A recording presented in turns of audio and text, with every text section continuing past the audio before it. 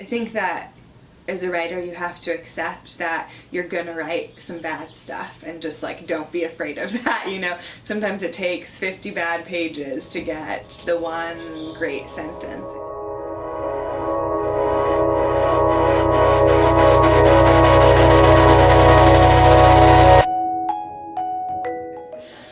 I'm Ava Dellaira. I grew up I was actually born in LA, but I moved when I was very young.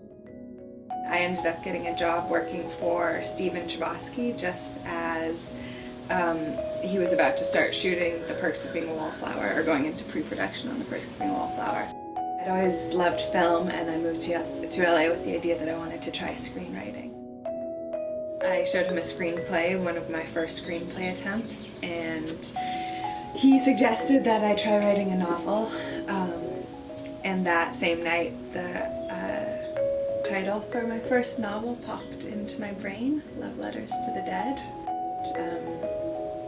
Then it kind of came full circle because I just have been working on the screenplay adaptation of that book. In a novel you can rely on language to do a lot of the work, whereas in a screenplay you really have to translate that to action and dialogue. So it's a different mode of communicating. I like to write at home. I went through a coffee shop phase, and I really was. That was when I was writing my first terrible screenplay. I wasn't getting. I get a lot more done, I think, at home. You know, I think that in some way I feel like I'm influenced by like every single book that I fall in love with.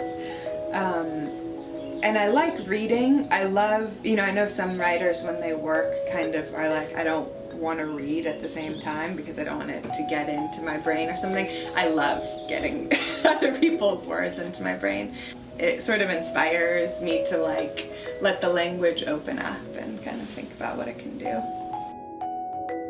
So now when I get notes, like I've gotten some really incredible letters and notes from different kids in all kinds of different parts of the country and parts of the world, telling me their own stories and the way that it relates to Laurel's and the way that Laurel's story might have helped them realize something about themselves or about their about their lives. And that for me is kind of like, you know, the greatest gift in the world.